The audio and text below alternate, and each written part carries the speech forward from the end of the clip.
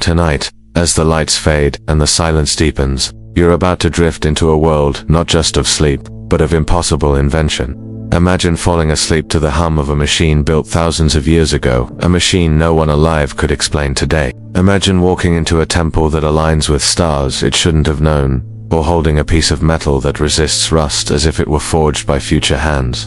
These are not fantasies. These are fragments of truth scattered across deserts, buried beneath oceans, and whispered through the ruins of forgotten empires. In this journey, we won't debate what's real, we won't try to prove or disprove.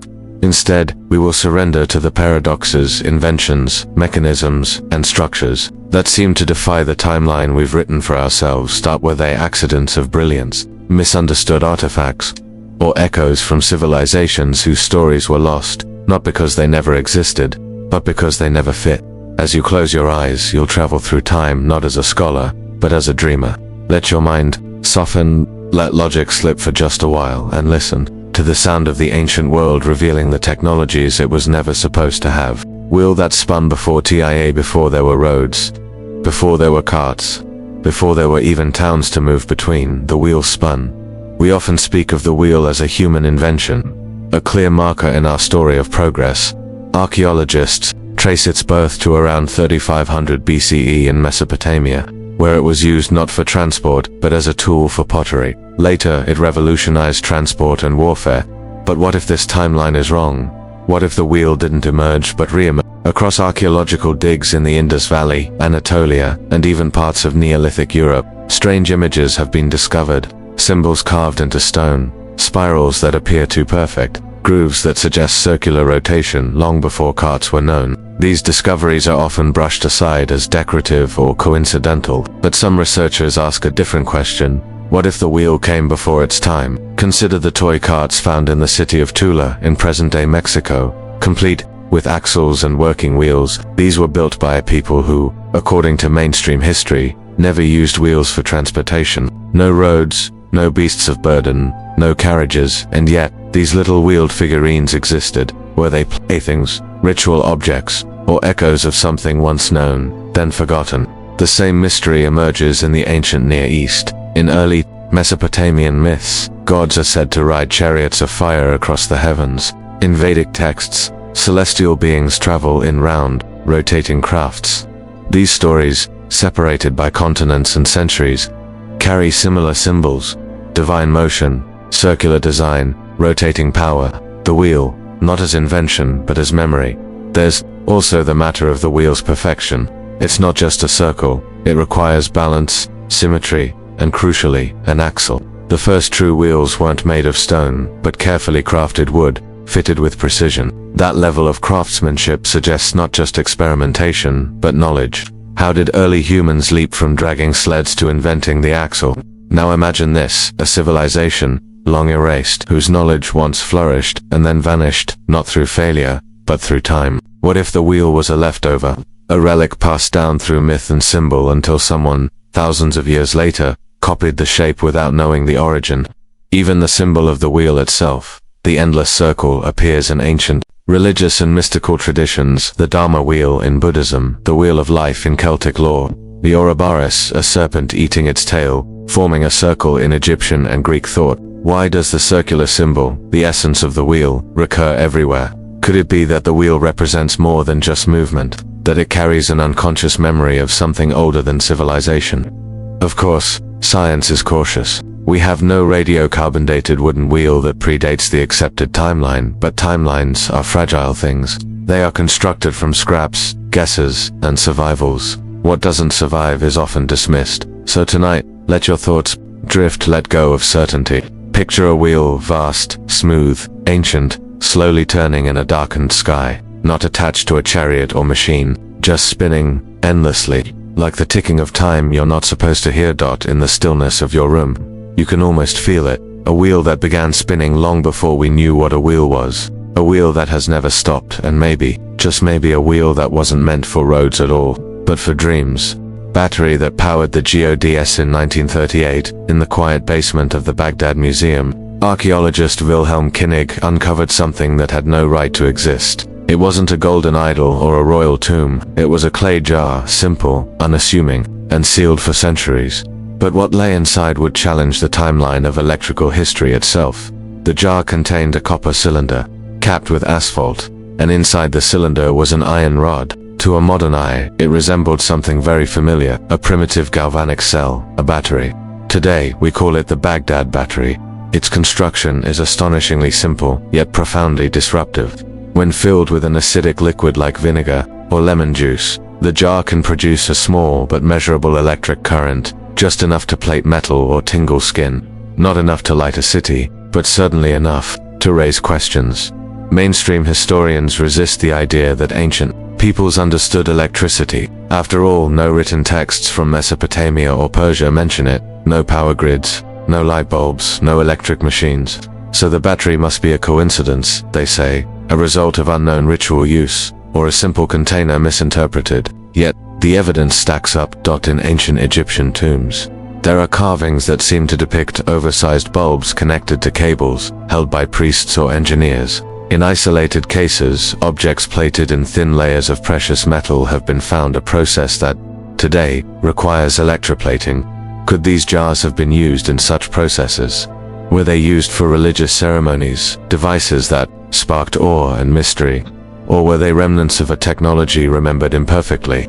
The implications go deeper than one clay pot, because the Baghdad battery is not unique. Several similar artifacts were found in the same region. Some suggest entire workshops may have existed for such devices, but the records, if they ever existed, are gone. What remains are the artifacts, and the unease they create. It challenges a comfortable assumption that the rise of electricity began with the Enlightenment, with Benjamin Franklin and Alessandro Volta. But what if electricity was not discovered, but rediscovered? Fringe researchers go even further. They connect the batteries to myths, the Ark of the Covenant, for instance, described in biblical texts as radiating divine power, requiring specific insulation, and killing those who touched it improperly. Was it merely spiritual metaphor, or did it house something charged? In South American myths, gods wield rods of power. In Indian texts, deities hurl weapons of light and energy. These could all be poetic, or they could be fossil memories, attempts to describe something ancient and misunderstood. The paradox lies in the battery's loneliness. We find no electrical grid, no instructions, no clear evidence of a broader electrical culture, and yet, we find the device, like finding a spark plug in a pyramid, out of place, out of time. Perhaps they didn't need a grid, perhaps the battery was never meant for lighting homes, but for ritual, an object that shocked the skin, tingled the fingers, and convinced crowds of its divine origin. In a world of fire and stone, the power to summon even a tiny spark would be indistinguishable from magic. So what happens when a technology appears too early? We label it a curiosity. We tuck it into museums with cautious language, possibly ceremonial. The plaques read, "Function unknown." But maybe we are the ones who don't know.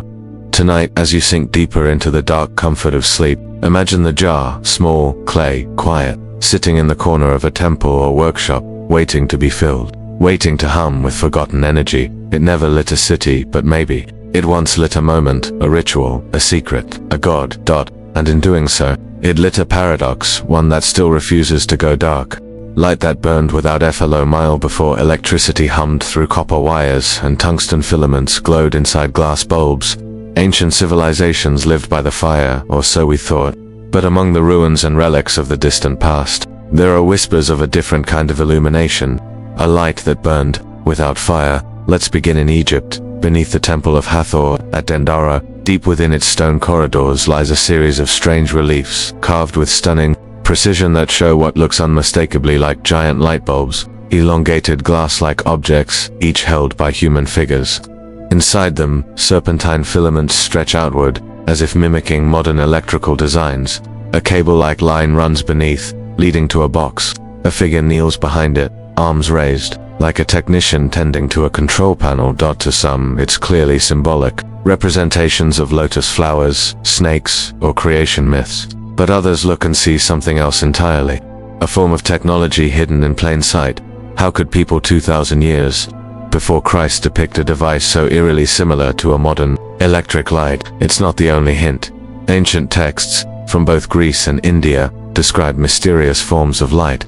In the Indian epic Mahabharata, floating palaces are said to be illuminated without torches. The Roman writer, Pliny the Elder, speaks of lamps found in tombs that had supposedly been burning for centuries, and early Christian chroniclers told of eternal flames discovered in temples, still glowing long after the priests had vanished. Of course, skeptics offer explanations. The dendera bulbs are metaphors. The tomb flames were fictions. The myths are poetry. There are no wires, no generators, no circuitry. The idea of ancient electric light feels impossible until you look again, because even the absence of soot tells a story. In some of the deepest chambers of Egyptian pyramids, there are no signs of torch smoke on the ceilings. These were rooms without windows, far from natural light. So how were they illuminated during construction? Polished mirrors. Possibly, but mirrors lose light with each reflection.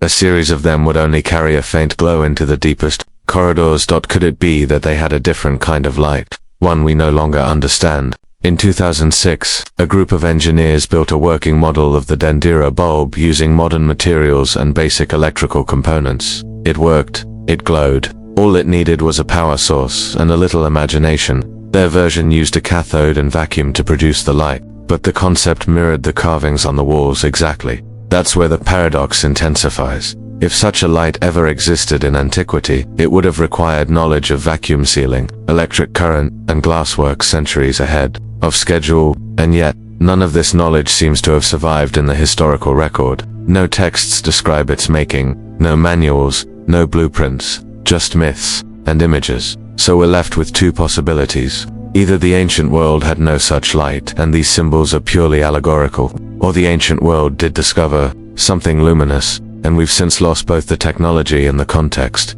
But why would they keep it hidden? One answer might be fear. In many ancient cultures, knowledge was guarded by priesthoods. Power was not democratized, it was hoarded. A device that could summon light from glass could easily become a religious tool, a divine object. Not technology, but miracle, and miracles are rarely explained.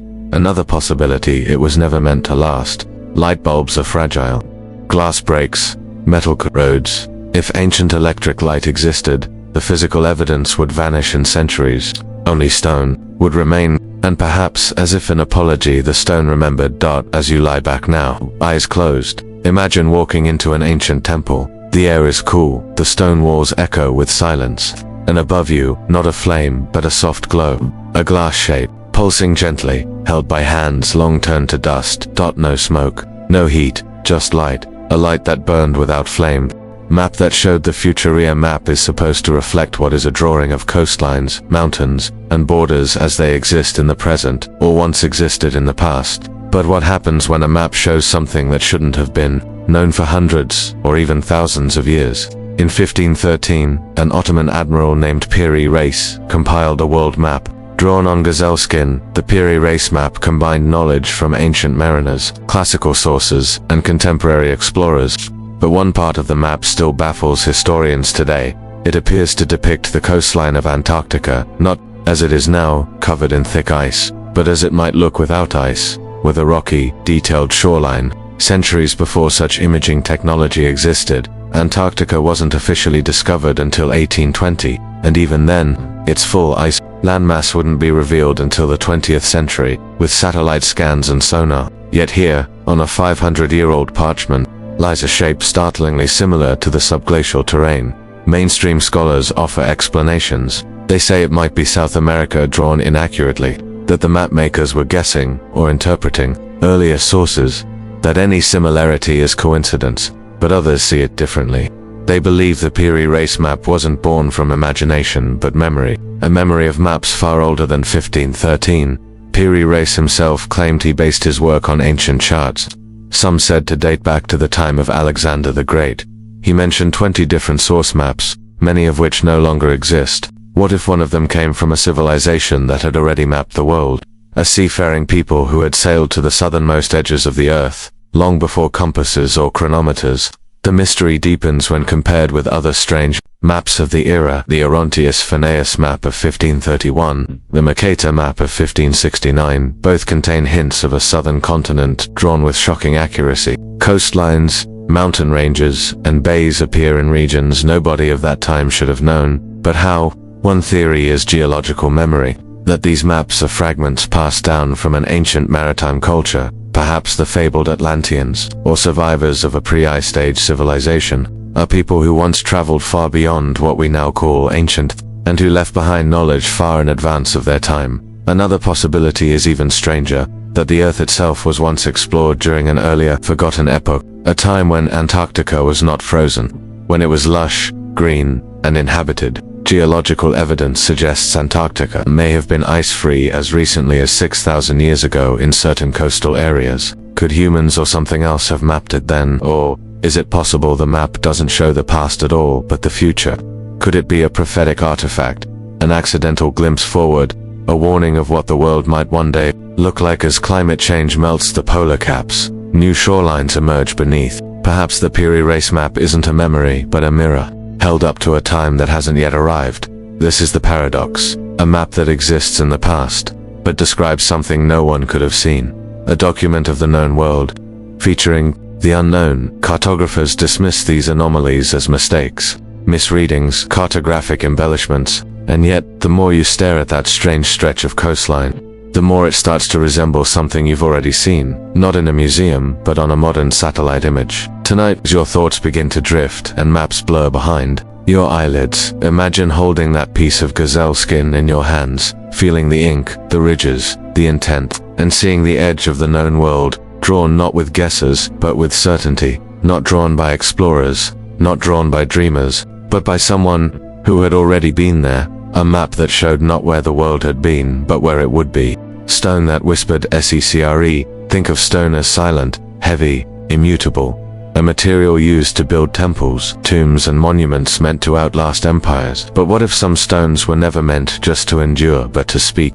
Across the globe, from England's Stonehenge to the carved monoliths of Easter Island, from the desert lines of Nazca to the buried circles of Göbekli Tepe, there are stones that seem to hold more than weight. They hold memory, direction, perhaps even messages. But nowhere does this paradox hum louder than in the mystery of the talking stones. Take the Incan Empire, masters of stonework without mortars. High in the Andes, they built walls so precisely fitted that not even a blade of grass can slip between the stones. But some of these stones are stranger still. Along certain walls in Cusco and Sacsayhuaman, there are stones with indented patterns, knobs, and recesses. Some believe they served no structural purpose at all, but were part of a system, like keys or buttons. And then there's the legend of the stone that sang, passed down by Andean villagers. The story tells of a boulder that would hum when touched, vibrate when spoken to. Dismissed as folklore, of course, until geologists discovered that certain stones, under pressure or friction, emit electrical charges or even low-frequency sounds. It's called the piezoelectric effect. Quartz, especially, reacts this way. Ancient builders have known this, used it, designed temples and structures not just for form, but resonance. In the megalithic site of Newgrange in Ireland, a tomb older than the pyramids, the entrance corridor is built so that at the exact moment of the winter solstice, sunlight pours down its narrow shaft and illuminates the inner chamber. The stones align perfectly, yes, but they also echo. Chanting within the tomb causes the walls to resonate at a specific frequency. Some suggest that this was not accidental, that the ancients built with sonic awareness. We know sound affects the human body. It can alter heartbeat, influence brainwaves, even induce trance. What if these stones weren't just heard, but felt? And then, of course, there is the greatest whispering stone of all, the Rosetta Stone, discovered in 1799. The Rosetta Stone allowed us to finally understand ancient Egyptian hieroglyphs. But what's remarkable is not just what it says, it's how it was designed to be deciphered. 3 scripts, side by side, translating the same decree, a key, deliberately left. A stone made not just to endure, but to communicate. Why would a culture leave behind a code for future generations to crack unless they expected to be forgotten? Or, unless they knew someone would come looking? That's the paradox. These stones seem to be built for time travel, not physically, but mentally. They carry meaning across centuries, across collapses, across languages and empires. They whisper not to the present, but to the future. Even in modern science, there is new respect for ancient knowledge carved in stone. Researchers now believe that many megalithic sites were designed with astronomical precision. Some align with solstices, lunar standstills, and stellar risings that repeat only every few thousand years. The builders couldn't have known that by accident. And what if some stones contain even deeper secrets? Magnetic anomalies have been recorded around certain ancient sites. Compasses spin, GPS fails. Is it the minerals in the stone, or something else, a design we no longer understand? Some theorists go further still. They claim the stones weren't just tools or texts, but recorders. That the ancients knew how to encode memory, history, and perhaps even consciousness itself into frequency, vibration, and mass. That these monuments are more than memorials. They are messages in a language we've forgotten how to hear. So tonight, as you lie back and listen to the silence, consider this: the stone beneath your feet, cold, still, silent, may once have sung not with words, not with fire, but with something stranger, resonance, a secret waiting for the right voice, the right moment, the right listener, and maybe that listener is you. Metal that couldn't rust metal is supposed to decay. That's the rule. No matter how strong it is, it eventually surrenders to time, air, water, and oxidation doing their slow, patient work. But scattered across the ancient world are fragments of metal that seem to have defied that law. They shouldn't exist in their current form, and yet they endure. One of the most famous examples stands proudly in Delhi, India. The iron pillar of Delhi rises over 20 feet into the air and weighs more than 6 tons. It's estimated to be over 1,600 years old, forged during the reign of Chandragupta II, around the 4th century CE. But what makes this pillar so astonishing isn't its age, it's its condition. Despite more than a millennium exposed to monsoons, heat, and pollution, the pillar shows virtually no signs of rust. How? Scientists have studied it extensively. The metal is 98% pure iron, far purer than most modern ironwork, but it also contains phosphorus and other trace elements in just the right balance to form a thin, protective, passive film on the surface. This film regenerates over time, shielding the pillar from corrosion. Some argue this was a happy accident of primitive smelting techniques, but others believe the metallurgists of the time knew exactly what they were doing, that they had discovered a secret of anti-corrosive metal that was later lost. Because this isn't the only example. In Syria, ancient iron weapons and tools have been found that show strange resistance to rust. In Egypt, copper statues buried in desert sands remain oddly polished, even after thousands of years. And then there's the legendary Damascus steel blades forged with patterns of swirling light and dark, strong enough to slice through stone, yet flexible enough not to shatter. The exact method for making it was lost. By the 18th century, even more mysterious are artifacts like the so-called London hammer, a 19th century discovery of a hammer encased in ancient rock, its head partially fossilized, yet its metal still intact. The hammer's dating is disputed, but the paradox remains: metal appearing too early and aging too slowly. And in China's ancient burial sites, bronze objects have been unearthed in pristine condition, not just preserved, but gleaming. Some researchers believe that advanced alloy techniques were employed, mixing metals to create compounds that resist oxidation, but again, the knowledge disappeared. These recipes weren't written down. They weren't passed forward. They were buried along with the secrets they held. Here's the paradox. Why do so many ancient civilizations show traces of knowledge more advanced than they should have possessed? Why do these innovations emerge briefly, then vanish, leaving only relics behind? One theory is that these were isolated geniuses, lone metallurgists or blacksmiths who stumbled upon the perfect formula but died before it could be passed on. Another theory is that certain societies had entire traditions of advanced metalwork, perhaps even industrial-scale knowledge, but were wiped out by war, famine, or natural disaster. And yet another theory whispers of something stranger, that this knowledge wasn't ours to begin with, that it came from elsewhere, from lost civilizations, or even visitors not of this earth. The perfect alloys, the blades that never dulled, the columns that never rusted, were they gifts, accidents, or remnants? We may never know, but one thing is certain: these metals defy the narrative we've built for ourselves, the one that says science only moves forward, that knowledge grows steadily, like a tree. But what if knowledge comes in waves? What if entire forests of understanding once bloomed, and were then burned away? As you sink deeper into sleep, imagine walking through an ancient courtyard. The wind is dry, the stones are warm, and in the center, a column rises iron, untouched by age, smooth, silent, as though it was placed there yesterday or tomorrow. You reach out to touch it. It's cool, it's real, and it does not rust, because some things, it seems, were made to last longer than memory. Clock that measured the STRS time is the one thing we all move through. second by second, day by day. But how we measure time has changed across centuries. From sundials to mechanical watches, from pendulums to atomic clocks. And yet, in the ruins of an ancient shipwreck off the coast of Antikythera, Greece, a mysterious object was found that didn't just measure time, it measured the cosmos. This object is known as the Antikythera mechanism. Discovered in 1901 by sponge divers, it looked at first like a lump of corroded bronze and wood, but over time, as researchers cleaned and studied the fragments, gears and inscriptions began to emerge. What they eventually uncovered shook the foundations of historical science. The mechanism is a complex arrangement of bronze gears housed in a wooden case the size of a shoebox. It dates back to the 1st or 2nd century BCE, and yet it is essentially a mechanical computer, using a system of dials. The device could track the movements of the sun, the moon, and even the 5 known planets of the time. It could predict eclipses. It modeled the Metonic cycle, a 19-year period after which the phases of the moon repeat on the same days. It even had a dial to track the 4-year cycle of the Olympic Games. In short, it was a star clock, a cosmic calendar, a marvel of astronomical engineering. But here's the paradox. No other known technology from that era, or for 1,000 years after, comes even close in complexity. This mechanism should not exist. For comparison, the next known devices of similar sophistication didn't appear until the 14th century.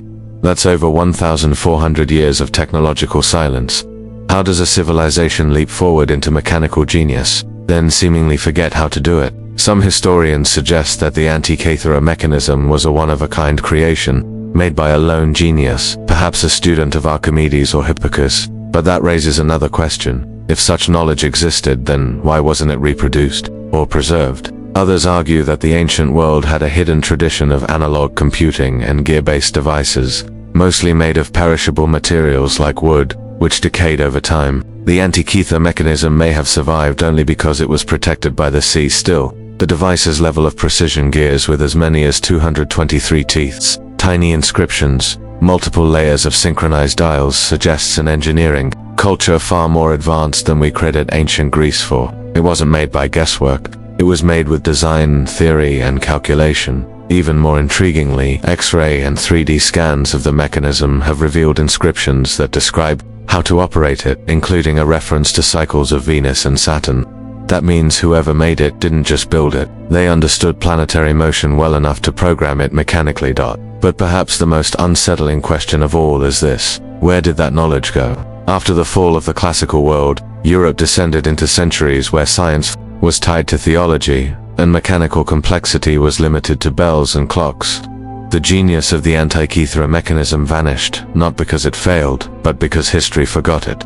Or maybe, because it was meant to be forgotten. Some theorists speculate that the device was a fragment of a far older knowledge stream, not Greek, but inherited from a lost civilization before Greece itself. Perhaps from the mythical Atlantis.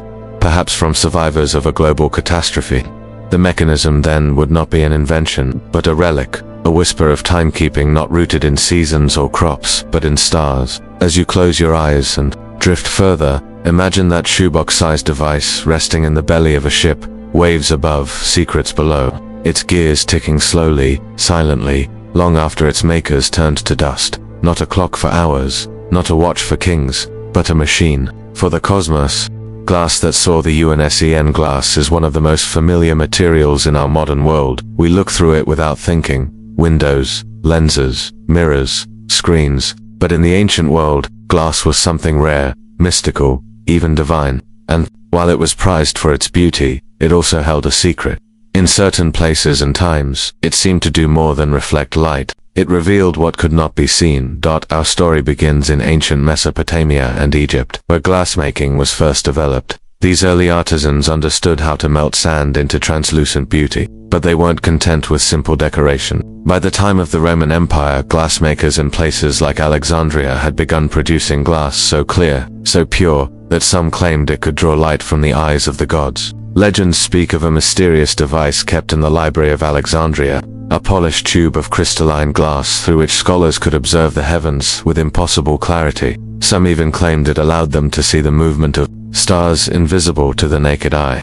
This story has no surviving blueprint, no archaeological proof, and yet, the whispers remain. But perhaps the most unsettling tale comes from ancient Assyria. A slab found at the ruins of Nimrod depicts King Ashurnasirpal holding what appears to be a magnifying glass. In front of him, astronomers gesture toward a star chart. The carving is often dismissed as symbolic, but the object in the king's hand is rounded, bulbous, unmistakably lens-shaped. Could the ancients have used glass to magnify the world, not just in beauty, but in understanding? Modern researchers have discovered precisely ground crystal lenses in several archaeological sites, most famously the Nimrod lens, a piece of rock crystal believed to date back nearly 3,000 years. Its exact use is still debated, but when held up to light, it magnifies images slightly, delicately, enough to suggest possibility. Now consider this. In the ancient city of Carthage, glassmakers were said to produce sheets so flawless they could read through them at a time when most of the world's glass was cloudy or opaque. Their methods, lost in the fires of conquest, end in the heart of the Andes. Among the ruins of the pre-Incan civilization of Tiwanaku, archaeologists found what appears to be polished lenses embedded into ceremonial masks. Could these have been functional? Were they designed to magnify vision, focus sunlight, channel spiritual energy? The further you dig, the more the line between artifact and technology begins to blur, even in Rome. There are stories of a type of unbreakable glass, a flexel that could bend without shattering. One legend tells of an inventor who presented such glass to Emperor Tiberius. The emperor, fearing it would destroy the value of gold and silver, had the man executed and the secret buried. So many forgotten technologies, buried in the sand, burned in libraries, lost in translation. But this paradox is deeper than just the physical glass. Some ancient lenses may not have been used to look outward, but inward. The Oracle of Delphi is said to have stared into a bowl of polished obsidian black volcanic glass to see visions. Mayan priests did the same with mirrors made of smoky, concave stone. These weren't tools for reflection, they were gateways, instruments not of science, but of perception. Glass then becomes a symbol of both clarity and distortion. It can show you the truth, or warp it. It can reveal the unseen, or blind you with illusion. And here lies the paradox. How did civilizations without telescopes understand celestial motion? How did they chart the movements of planets and moons, align their monuments with solstices, predict eclipses? Did they rely solely on naked eyes, or did they see further? Perhaps, somewhere in the dim glow of forgotten temples, someone once peered through a crystal lens, saw Saturn's rings before Galileo, watched the phases of Venus without a telescope, and understood that glass, when shaped by human hands, could open the heavens. Tonight, as your eyes begin to close, imagine holding that ancient lens, cool, smooth, humming softly in your palm. You lift it to the sky, to the stars above, and suddenly, the darkness parts, patterns emerge. A deeper order reveals itself. Not magic, not myth, just glass. Glass that saw what others couldn't. Glass that saw the unseen. Temple, that new geometria. Temple is often thought of as a house for the divine, a sacred place where ritual, silence, and architecture meet. But some ancient temples don't just honor the gods, they seem to honor something else entirely. Mathematics. Welcome to the paradox of the temple, that new geometry, and not just the basic shapes of walls and roofs. We're talking about an understanding of proportions, symmetry, harmonics, and alignments so precise it borders on the impossible for the time. Take, for instance, the Parthenon in Athens. Built nearly 2,500 years ago, its design is not just beautiful, it's mathematical. The entire structure is based on the golden ratio, that mysterious number, mu, (2) which appears everywhere in nature, in nautilus shells, sunflower seeds, even human faces. The architects of the Parthenon embedded this ratio into the spacing of columns, the length and width of the temple, and even the dimensions of individual stones. But the precision doesn't stop there. The columns of the Parthenon are subtly curved, bulging slightly in the middle in a technique called They are also slanted inward. To the human eye, this corrects optical illusions that would otherwise make straight lines appear crooked. But how did ancient builders, with no calculators, no blueprints as we know them, manage such visual complexity? And they were not alone. In India, the Brihadiswar temple, constructed in the 11th century, contains towering structures with precise measurements based on advanced geometrical calculations. Its layout mirrors Vedic concepts of sacred cosmology, but more than that, Its base-to-tower ratio reflects trigonometric knowledge we associate with much later periods. At Angkor Wat in Cambodia, the vast temple complex isn't just aligned with the sun and moon. Its dimensions reflect the lengths of solar and lunar cycles, as though the builders encoded a calendar in stone. Measuring from tower to tower across the central walkway, one finds numbers like 365 and 1458, echoes of the Earth's journey around the sun and the lunar synodic cycle. And then there's Teotihuacan, the ancient city near modern-day Mexico City. The Temple of the Sun and the Temple of the Moon are arranged not randomly, but in ratios and orientations that reflect celestial motion, particularly Venus, which was sacred to the Mesoamericans. The distance between structures encodes pi and Fia, the very constants at the heart of modern geometry. The paradox here is not that these cultures were intelligent, of course they were. The paradox is that they knew things they weren't supposed to know yet. Trigonometric functions, irrational constants, advanced spatial awareness, all seemingly discovered long before Euclidean geometry spread across the classical world.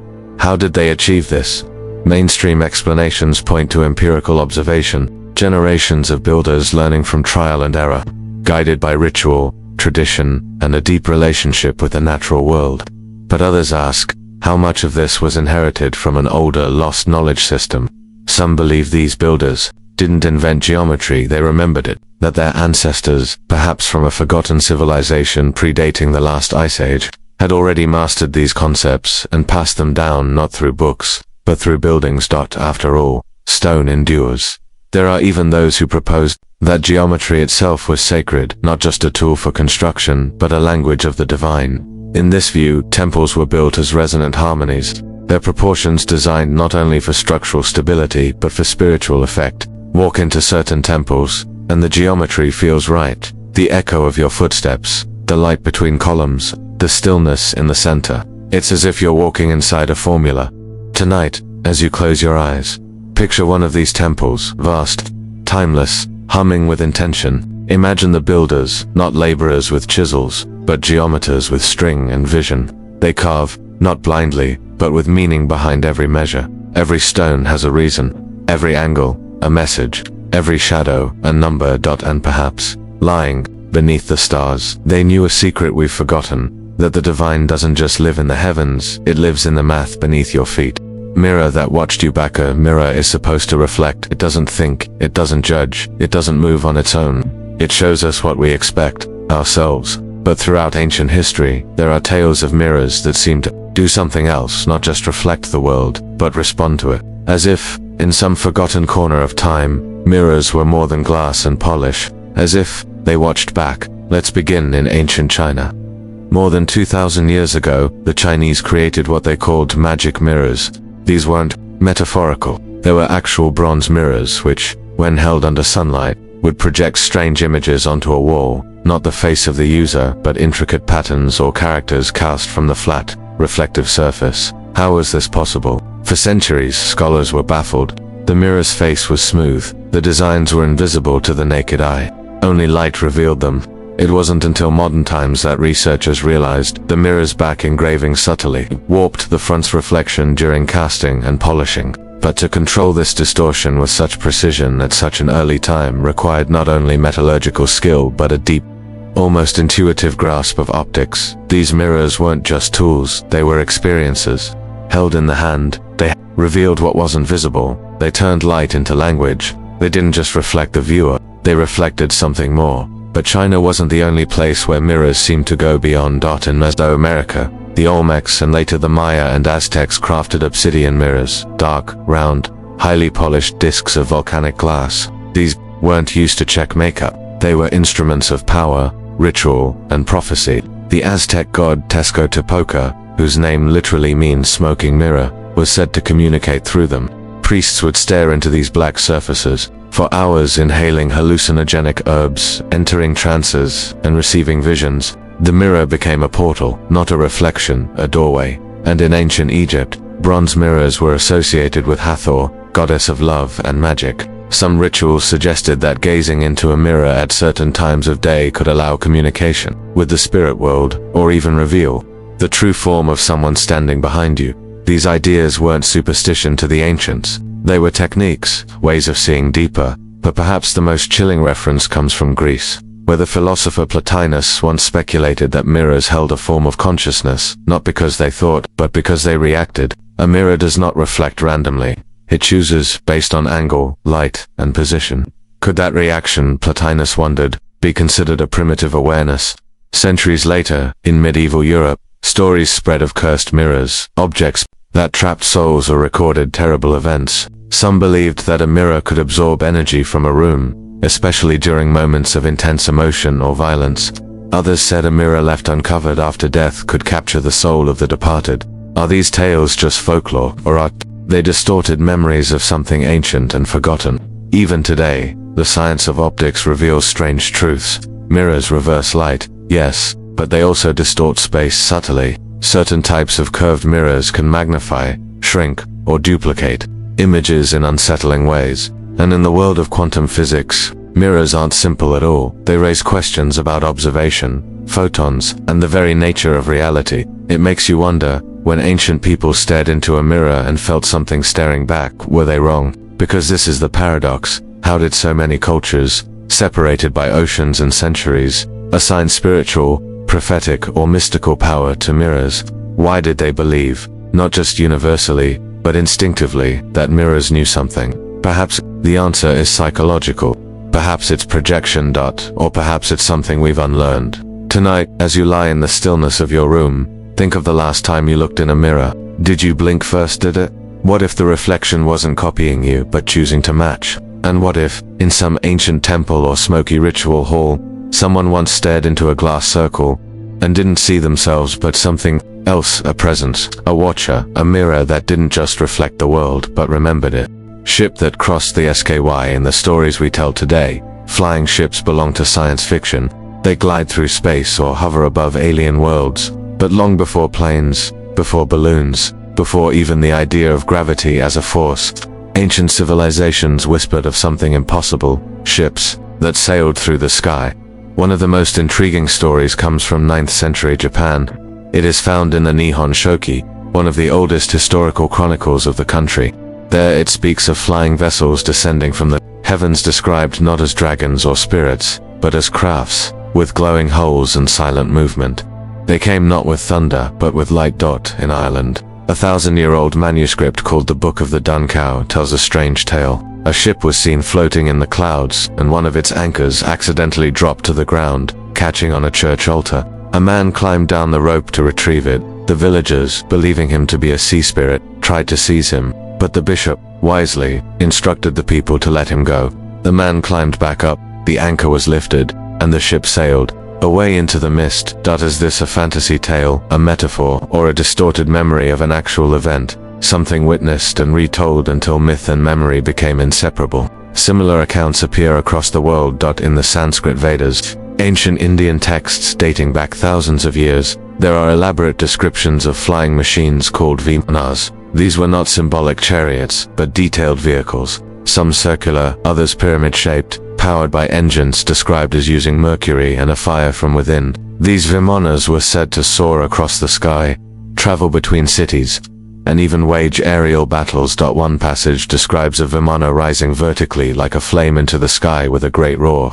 Another mentions soldiers being burned to ashes by the weapons aboard a flying chariot. The level of specificity is astonishing.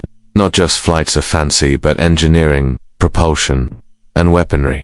Skeptics argue that these are metaphorical religious visions, not blueprints, but others see in them the faint trace of lost knowledge, an understanding of flight that existed and then vanished. In ancient Mesopotamia, gods were often shown in winged discs or thrones that moved through the sky.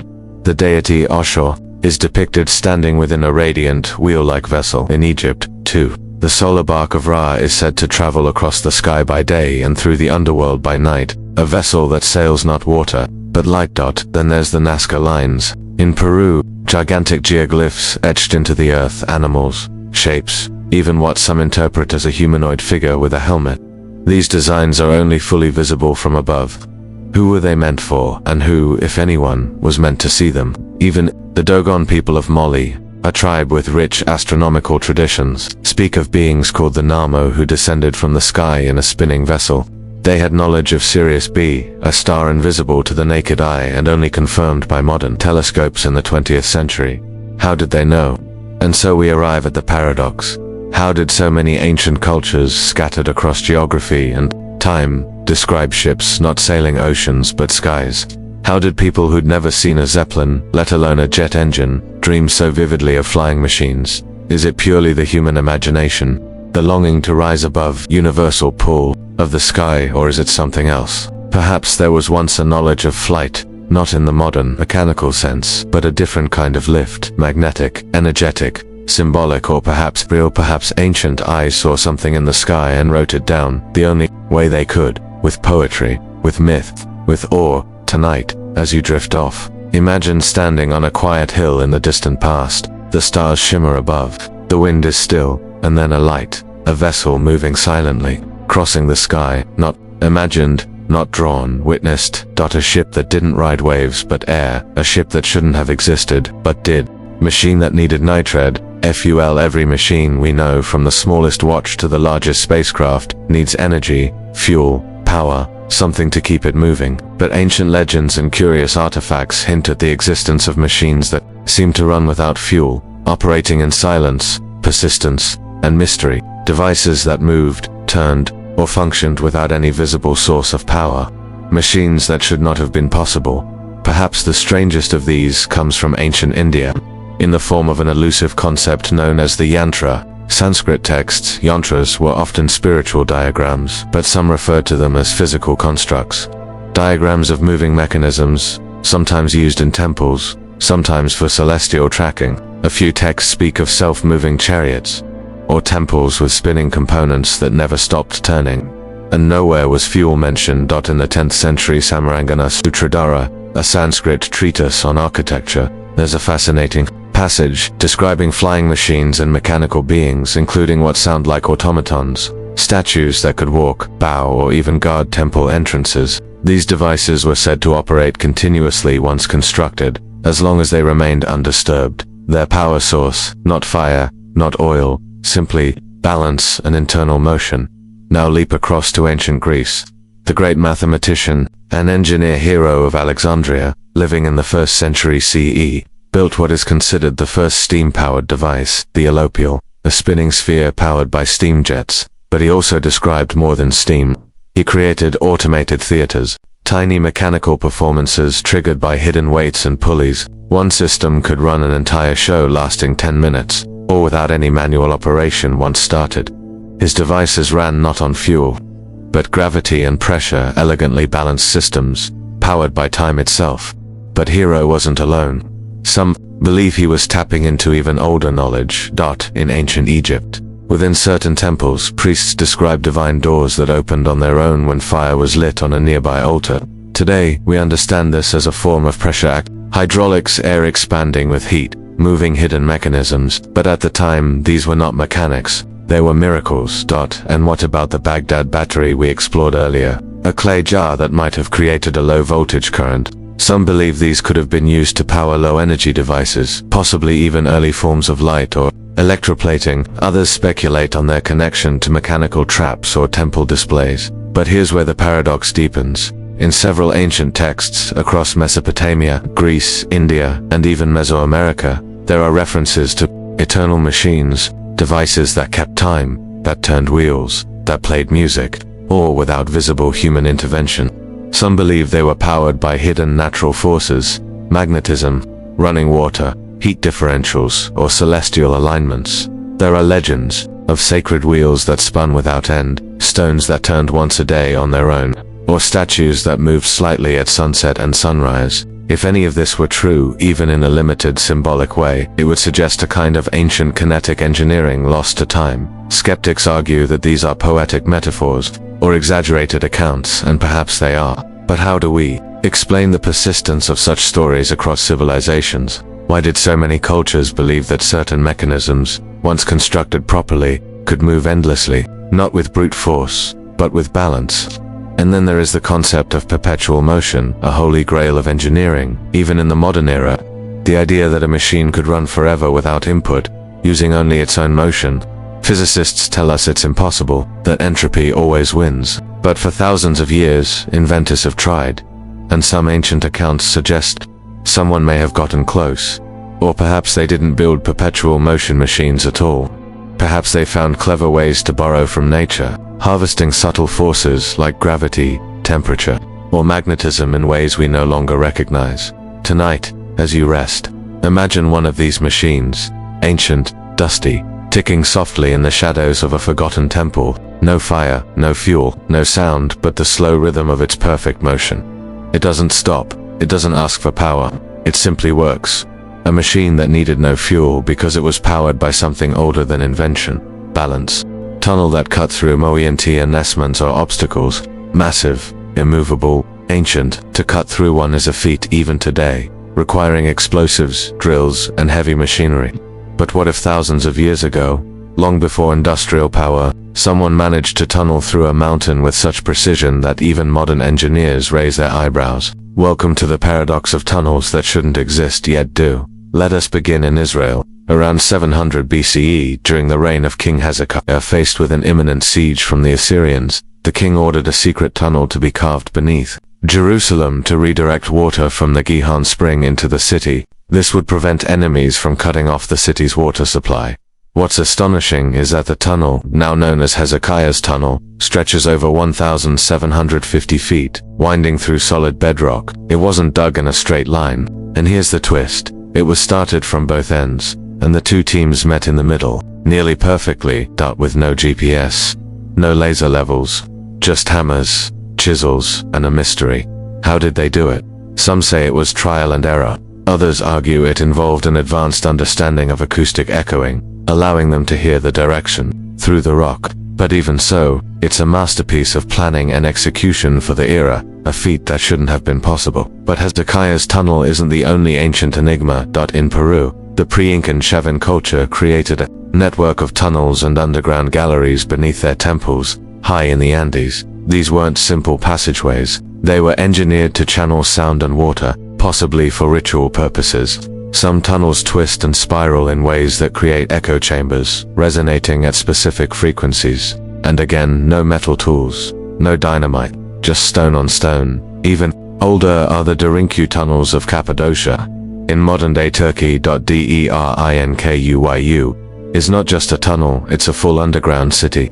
Carved out of volcanic rock, believed to be thousands of years old, it could house 20,000 people. Multiple levels descend over 200 feet into the earth, with rooms, ventilation, shafts, wells, and even giant stone doors that could be rolled into place from the inside for protection. And what's most baffling, it connects to other underground cities through long tunnels, stretching for miles beneath the surface. No one knows exactly when Derinkuyu was built, or by whom. Local legends speak of its construction in a time when people were forced to live underground to escape threats from the sky. Was it war, cosmic catastrophe, or something we've yet to imagine? Some archaeologists believe the tunnels were expanded over centuries. Others suggest they were originally built all at once, by a civilization that possessed both the vision and the means to reshape the land beneath their feet. Meanwhile, in India, the ancient stepwells known as involves descend into the earth with spiral staircases and narrow shafts. Some of these were dug through hard stone hundreds of feet deep, with perfect symmetry, long before the advent of modern boring tools. Their purpose was water access, but their geometry and structural strength are feats of civil engineering. In Egypt, beneath the Giza Plateau, rumors persist of a vast network of subterranean passages. While many of these have yet to be fully explored, those who have descended into the Serapeum of Saqqara, where 100-ton granite boxes were lowered into deep underground chambers, often describe the place as a riddle in stone. Straight corridors, sharp angles, no room for error, all beneath one of the oldest pyramid complexes in history. How did ancient builders, without power tools or machinery, manage to tunnel with such ambition, precision, and purpose? How did they calculate direction underground? How did they ventilate, remove rubble, support ceilings? What drove them to go through mountains, not just around them? The paradox lies in the silence of the stone. It doesn't explain itself. It just exists. Tonight, as you lie still, imagine walking through one of those tunnels. The air is cool. The path is narrow. Your footsteps echo, and around you solid rock, shaped by hands long vanished. No lights, no wires, no engines. don't just quiet proof that somewhere, somehow, someone once tunneled through the impossible and left the mountain hollow. Scroll that predicted the eon. The ancient scrolls are often thought of as records, laws, myths, rituals, poetry. They preserve the past. But scattered across history are references to scrolls that didn't just preserve, they predicted. Documents that didn't describe what had happened, but what was to come, sometimes with eerie specificity. Welcome to the paradox of the scroll that predicted the end. One of the most famous examples is the Sibylline Books of Rome, a collection of prophetic writings said to have been offered to the last king of Rome, Tarquin the Proud, by a mysterious woman who claimed divine inspiration. She presented him with 9 scrolls and demanded a high price. He refused. She burned 3 and offered the remaining 6 at the same price. Again, he declined. She burned 3 more. Finally, he agreed, paying full price for just the last 3. Those scrolls were kept in the Temple of Jupiter, consulted in times of great crisis. According to Roman historians, they predicted disasters, wars, plagues, and advised what sacrifices or rituals could avert catastrophe. The books were lost when the temple burned in the 1st century BCE, but their legend lives on, scrolls that saw the future and warned of doom. But this isn't just Roman myth. In ancient China, scrolls from the Han and Tang dynasties contain predictions that, according to court records, anticipated eclipses, meteor showers, and even dynastic collapses. Some of these records are mathematically precise, suggesting a deep understanding of celestial cycles, but others are more cryptic, warning of dragons swallowing the sun, iron birds crossing the sky, or the river of time cracking in winter. Were these metaphors, or strange attempts to describe technologies or events not yet known? In the Middle East, the Dead Sea Scrolls discovered in the Qumran caves include apocalyptic texts describing final battles between forces of light and darkness. The War Scroll details military formations, weapons, and even strategic maneuvers. Some scholars argue these were just symbolic of spiritual struggle. Others say they read too much, like a blueprint for an actual war, one yet to come. And then there's the enigma of the Qumran Bible, a collection of ancient writings said to have originated in Egypt and Britain, passed down through secretive priesthoods. The Qumran speaks of an object called the Destroyer, a celestial body that brings devastation every few thousand years. Its descriptions are haunting. Fire in the sky, oceans rising, the air turning red. Some believers think it references a planetary body, a kind of rogue star returning in cycles to cause global catastrophe. Most scholars dismiss the Qumran as a modern forgery or an eclectic blend of myth.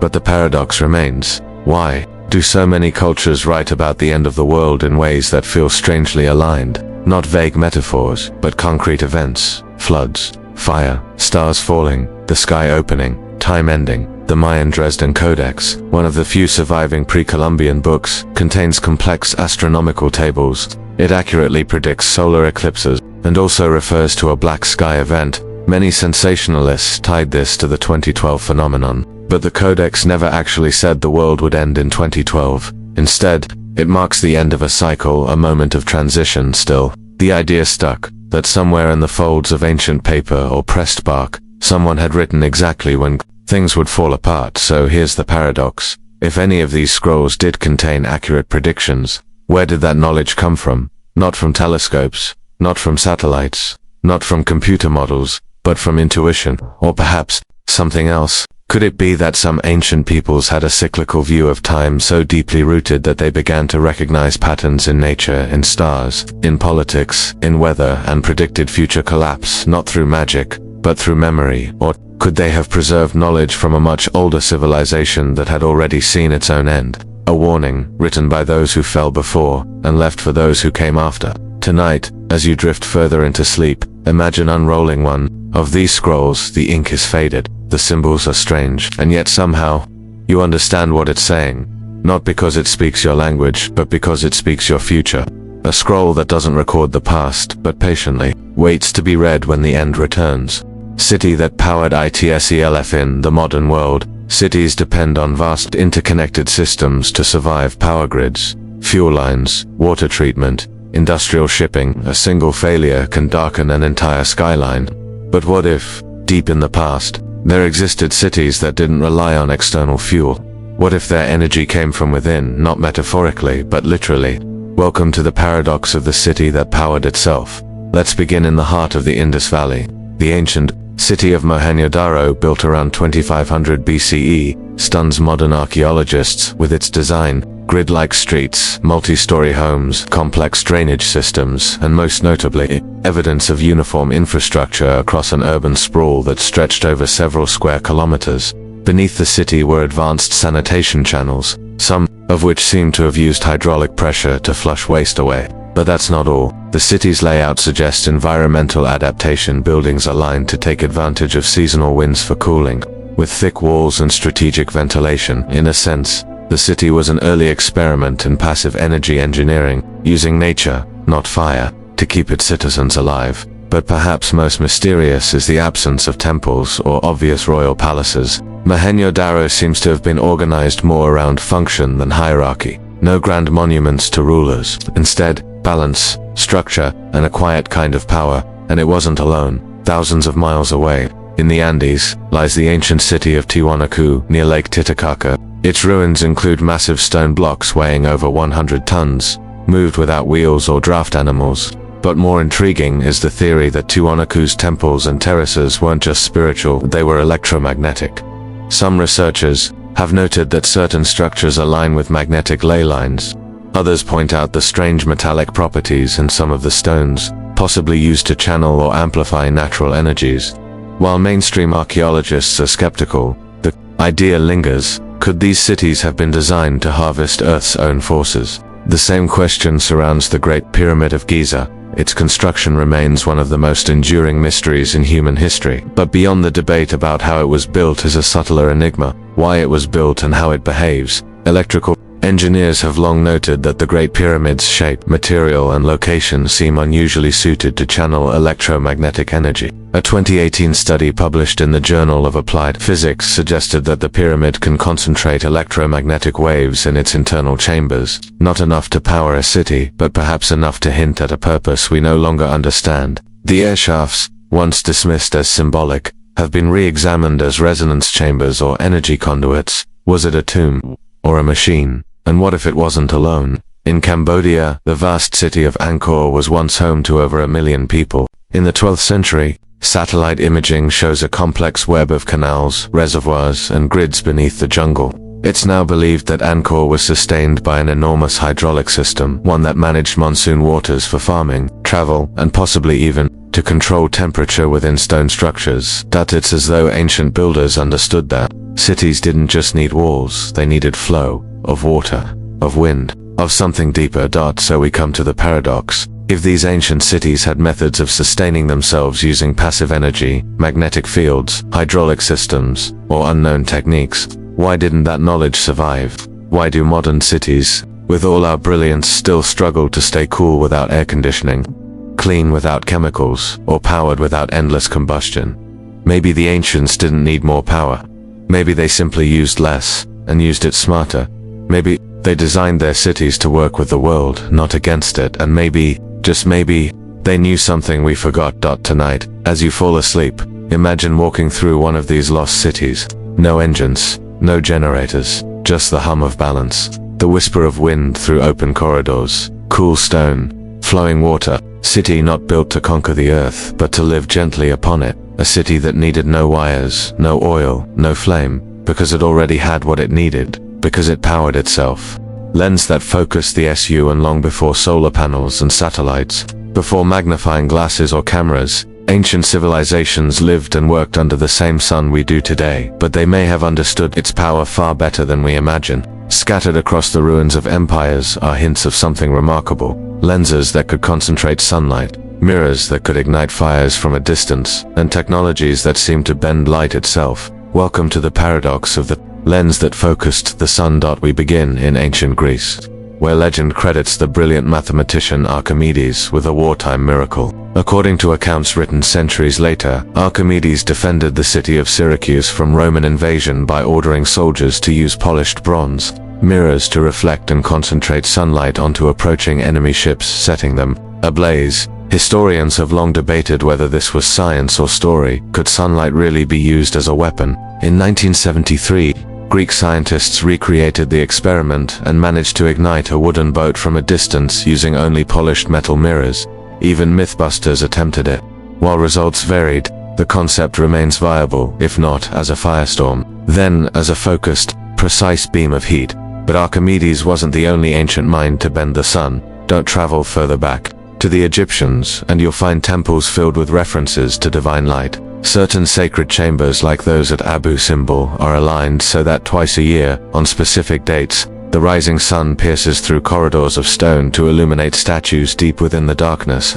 Some scholars believe polished copper or gold plates were used not only to light interiors, but to channel solar energy symbolically or physically in Assyria. Archaeological digs at Nimrod unearthed a crystal object known today as the Nimrod lens, a 3,000-year-old piece of rock crystal, carefully ground and shaped. Some call it decorative, others say it was a magnifying lens, used to concentrate sunlight, perhaps for starting fires or assisting in carving detail into hard surfaces. Even further east, Chinese records from the Han Dynasty speak of burning mirrors, curved bronze dishes capable of igniting wood and straw by focusing the sun's rays. These were not spiritual metaphors, they were tools, described in practical terms and used in rituals, cremations, and early optics. But the strangest tale may belong to the Inca Empire. High in the Andes, priests would perform sun ceremonies using polished gold mirrors. These weren't flat sheets, but slightly concave, allowing them to focus light onto kindling. Spanish chroniclers wrote of fire being summoned from the sun itself, as if the god had touched the earth. Some temples reportedly stored these mirrors in secure chambers, not just sacred, but potentially dangerous. And that brings us to the paradox. Why did so many ancient civilizations, independently and across continents, develop the ability to harness sunlight with precision? Why did they go beyond simply worshipping the sun and begin to engineer with it? To burn, to purify, to ignite? Were they primitive experiments, symbolic rituals, or early expressions of a lost solar science? Some researchers speculate that ancient builders understood more about optics than we give them credit for. They didn't write down equations, but they observed nature. They watched how water bent light, how crystal intensified heat, how mirrors danced with flame, and then they turned those observations into tools, simple, elegant, and effective. Others go further, suggesting that ancient solar technology may have extended to power generation. Using thermal dynamics we've only recently begun to explore. Again, the idea of using mirrors to heat fluids and drive pistons is modern, but what if it's not new? What if it's a rediscovery? Tonight, as you close your eyes, imagine standing in the courtyard of a long-lost temple. The air is still. A giant, curved disk faces the morning sky. As the sun rises, a beam of light slowly forms, sharp, hot, blinding. The crowd doesn't cheer, they kneel, because they know what's coming. Not magic, not prayer, just focused. Sunlight summoned by stone, shaped by mirrors, wielded by hands that knew exactly what they were doing. A lens that did more than magnify, it remembered the sun, and aimed it. Chamber that defied Decay. We assume that everything ages, that stone crumbles, that bodies decompose, that time is the great destroyer of all things. And yet, scattered across ancient ruins and sealed vaults are chambers where that rule seems to falter, rooms where rot slows, bodies remain strangely intact, and even air itself seems frozen in time. Welcome to the paradox of the chamber that defied decay. Let's begin in Egypt, the land of tombs and preservation. For thousands of years, Egyptian embalmers perfected the art of mummification. But in some cases, preservation went beyond explanation. Consider the tomb of Tutankhamun, discovered in 1922 by Howard Carter. When the outer seal was broken, the contents were remarkably intact. Not just the body, but food, fabrics, cosmetics, and oils. Items that should have perished after 3,000 years remained in astonishing condition. Some of that can be attributed to dry climate and clever embalming, but not all. The tomb's walls were smooth and seamless, its air stale but dry, its architecture tight, with no visible mold or insects. Researchers noted that the microclimate inside the chamber had stabilized, like a bubble suspended in time. The conditions weren't just lucky, they were engineered. That in Tutankhamun's tomb is only one example.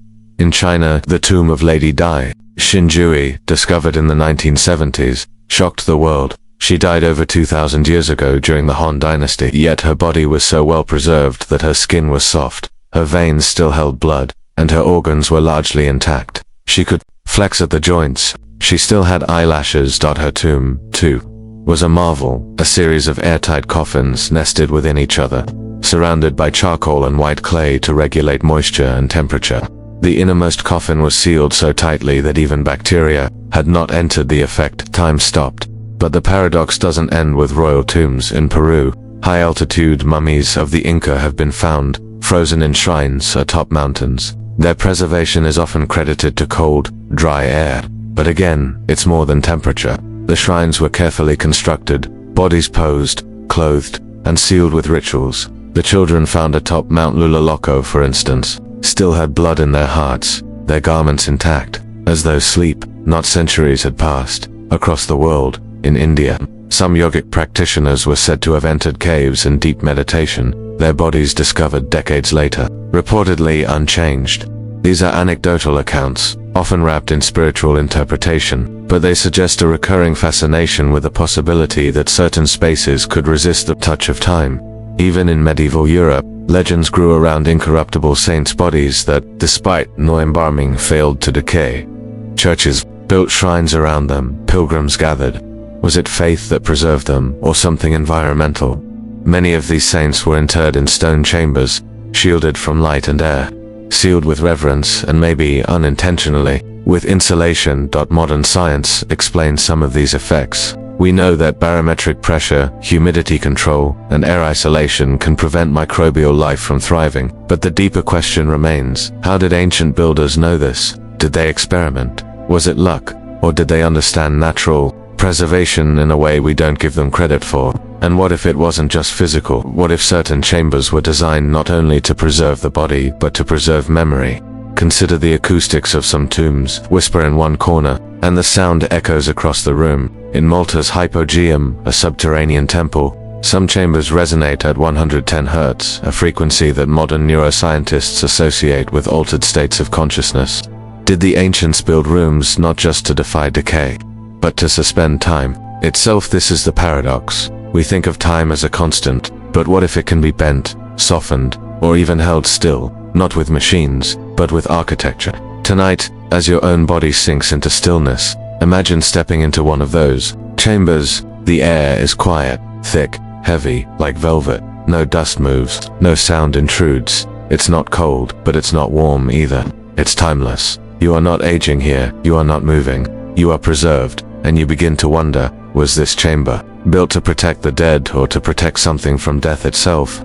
Drill that pierced the impocessibly. The deeper we dig into ancient stone, the deeper the mystery grows. Across the world, monuments, temples, and artifacts appear carved with a level of precision that shouldn't have been possible with the tools we assume the ancients had. But beyond statues and blocks lies something even stranger, evidence of drilling, boring, and cutting through stone so hard, so unforgiving, that even modern equipment would struggle. Welcome to the paradox of the drill that pierced the impossible. Start in Egypt, at a place most visitors to Giza never think to look, the unfinished obelisk of Aswan. This massive monument, still lying in the bedrock quarry, weighs an estimated 1,200 tons, the largest stone ever attempted by human hands. But the real intrigue lies in how it was carved. Deep circular grooves can be seen in the granite, spiraling into the stone. These aren't chisel marks, they resemble core drilling, the same technique used today to bore holes into solid rock. With rotary drills. Granite is one of the hardest stones on Earth, containing quartz crystals that can blunt steel. And yet, these ancient builders seem to cut through it as if it were softwood. How? Mainstream archaeology suggests dolerite pounders, round stones harder than granite, were used to chip away slowly, but the spiral grooves, uniform depths, and smooth inner walls of some holes suggest something else. Some researchers argue the evidence points to a rotary cutting tool, something that spun, applied pressure, and cut cleanly, but no such ancient drill has been found. A similar mystery appears in India. In the Ellora caves, particularly the awe-inspiring Kailasa temple, a rock-cut marvel hewn vertically from a single mountain. Instead of building it stone by stone, ancient artisans removed over 200,000 tons of rock from the top down to carve an entire temple, complete with columns, chambers, and delicate reliefs. But in the smaller inner chambers, narrow shafts and perfect boreholes are carved into basalt, a volcanic rock nearly as hard as granite. These holes, too, seem circular, precise, and uniform. How did they achieve such results without iron drills, power tools, or even steel? Now travel to Peru, where the fortress of Sacsayhuaman is built from stones that interlock so tightly you can't slip a razor blade between them. But among these wonders, in lesser-known areas, small drilled holes are found, perfect circles a few inches wide, bored into incredibly hard andesite stone. Some show no signs of chisel work, just smooth, cylindrical walls, like something bored through with a modern drill bit. In the ruins of Puma Punku, Bolivia, the mystery deepens. Here giant H-shaped stones sit in alignment, some weighing more than 100 tons. But what's baffling is the micro-machining level precision of the cuts, 90-degree internal angles, narrow channels, and perfectly straight grooves, all carved into diorite, one of the hardest stones on the planet. A modern stonemason would require diamond-tipped tools to replicate such work. So what were the ancients using? Some suggest they had access to tools now lost, perhaps metallic alloys harder than iron, powered by unknown mechanisms. Others believe abrasive sand and copper tools, used with patient labor and water, could explain some of the results. But the speed, precision, and consistency of these marks challenge that theory. A chisel and hammer don't make spirals, they don't leave drill cores. And then there's the strange artifact known as the Egyptian drill core, held in the Petrie Museum in London, discovered by famed Egyptologist Sir William Flinders Petrie. The core is a cylindrical section of granite, removed by a tool that left a deep spiral groove spaced far wider than any hand tool could achieve. Petrie, a scientist by training, concluded it showed evidence of machine drilling. The idea was dismissed in his time, but never disproven. So, here's the paradox. Either ancient civilizations had unknown techniques capable of precision drilling, or the physical evidence, those perfect holes in the hardest stone, is lying to us. Could they have used sound, vibration, magnetic fields, crystalline tools, or are we simply witnessing the result of knowledge forgotten, a level of engineering, not impossible, just impossible to accept? Tonight, as you close your eyes, imagine standing in a quarry, a massive slab of granite before you, and in your hands, not a hammer, not a chisel, but something smooth, humming, spinning. You press it into the stone, and it sinks effortlessly. No sparks, no struggle, just a spiral, smooth and silent. A drill that didn't chip or break. A drill that didn't belong. A drill that pierced the impossible.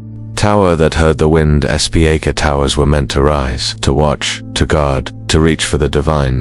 But some ancient towers did more than touch the sky. They seemed to listen to it, not metaphorically, but mechanically, as if they were designed to capture sound, interpret the movement of air, and even translate the whisper of the wind into information. Welcome to the paradox of the tower that heard the wind speak. Let's begin with the legendary Tower of the Winds in Athens. Built in the 1st century BCE, at first glance, it's a simple octagonal structure, but step closer, and the details unfold like a machine. Each side represents a wind direction, each etched with a figure representing that wind's nature: warm, cold, wet, dry. On top of the tower once stood a weather vane, and inside a water clock kept track of time, combined with sundials and wind indicators. It was a multi-sensory environmental station, centuries ahead of its time.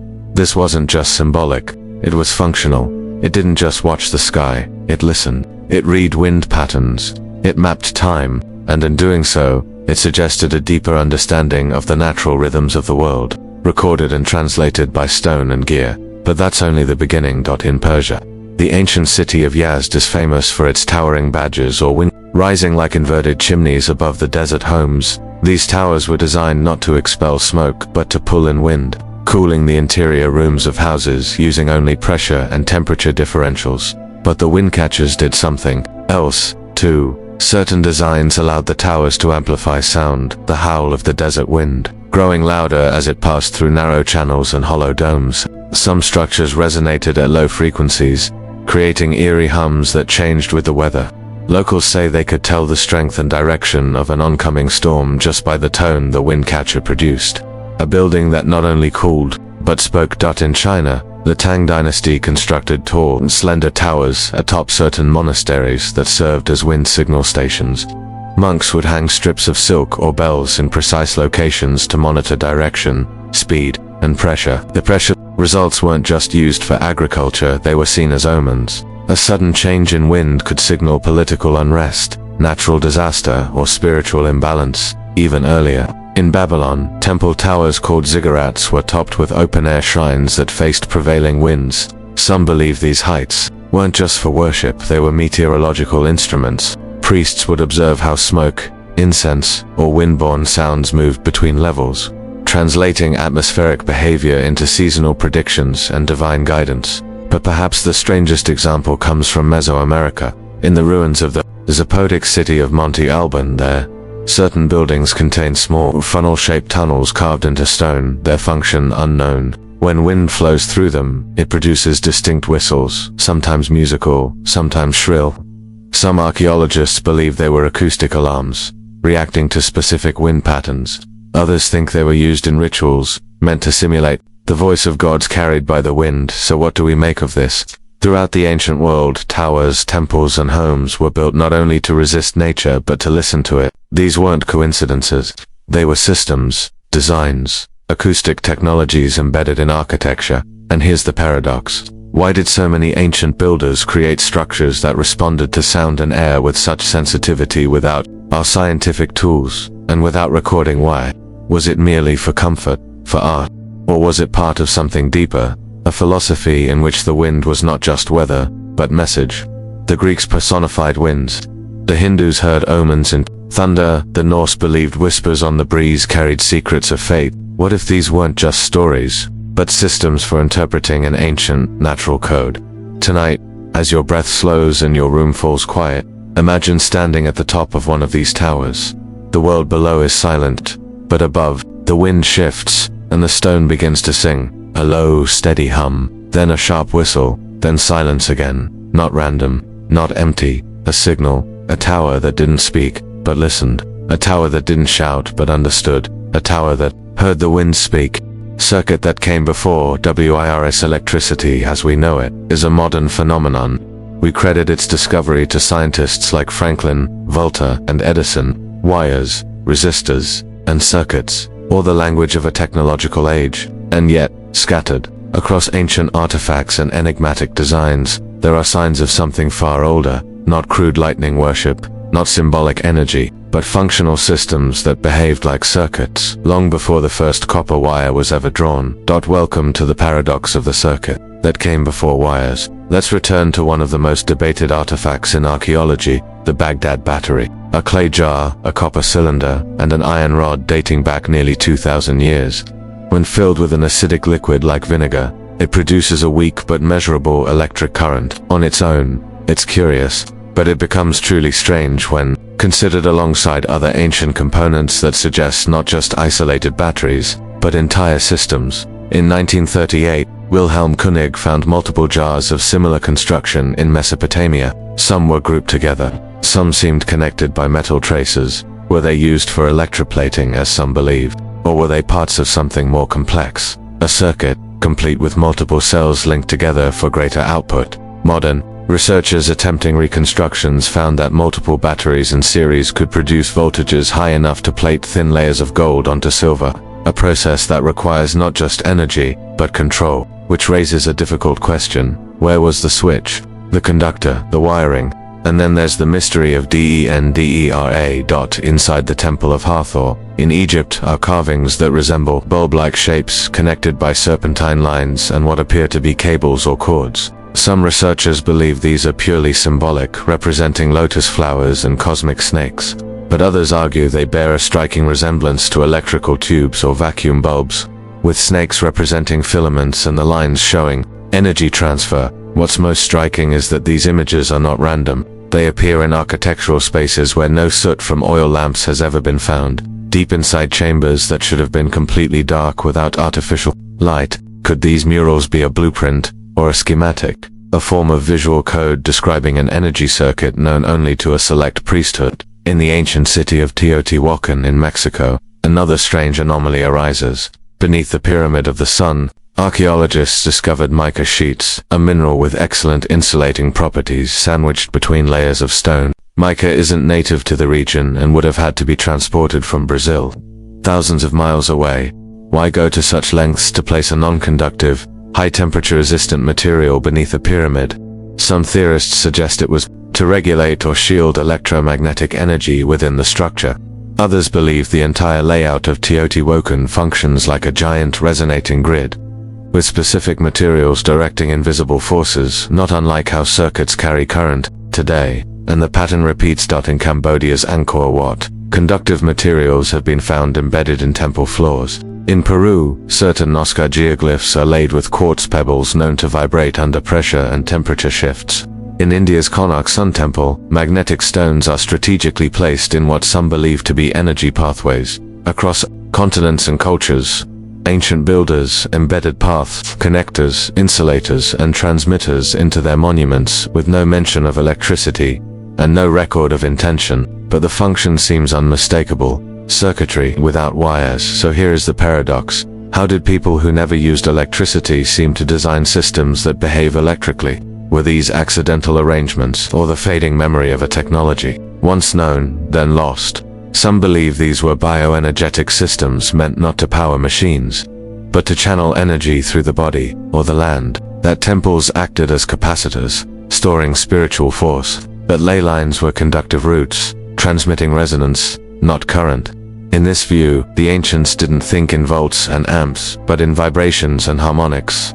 Others go further, still, suggesting we've misunderstood what electricity is, that it is not an invention, but a discovery of a natural force ancient people had already tapped, using materials, shapes, and alignments we no longer understand. Tonight, as your thoughts begin to slow, picture walking through an ancient temple. You feel it before you see it, a slight hum beneath your feet. No wires, no switches, just stone, aligned and pulsing. You place your hand on the wall. It's warm, alive, responding. A current, a flow, a design.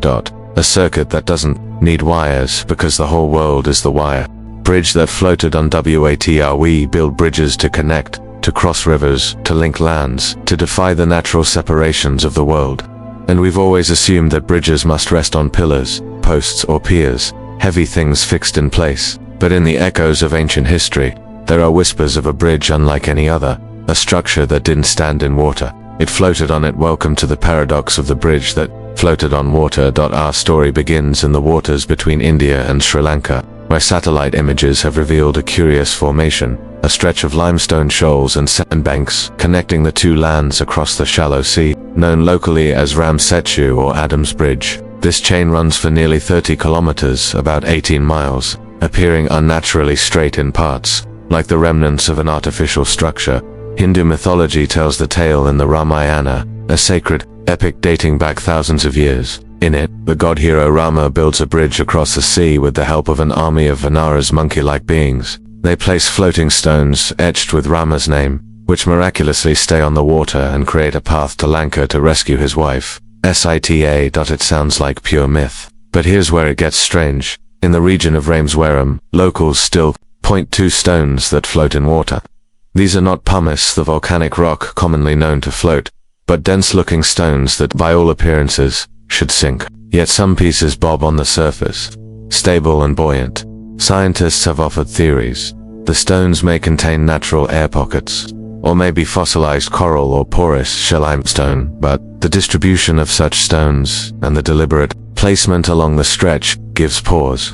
Was this truly a natural formation, or was it enhanced or even entirely constructed by human or mythic hands? The Archaeological Survey of India once declared Ram Setu to be man-made, citing patterns and alignment that suggest intervention. Later, political and scientific pressure caused that claim to be walked back, stating the formation was natural, but the debate never quite died, and Ram Setu isn't the only anomaly. In ancient China, texts speak of wooden rafts lashed together to form floating bridges, some hundreds of feet long, used in wartime to move armies across rivers. These were temporary, yes, but effective. The ingenuity lies in creating stability on moving water, a feat that modern engineers still wrestle with. Even more compelling is the legend of pontoon bridges used in Persia, such as the bridge constructed by Xerxes in the 5th century BCE to cross the Hellespont during his invasion of Greece. Herodotus wrote that hundreds of ships were lashed together with planks laid atop, forming a floating platform across the sea.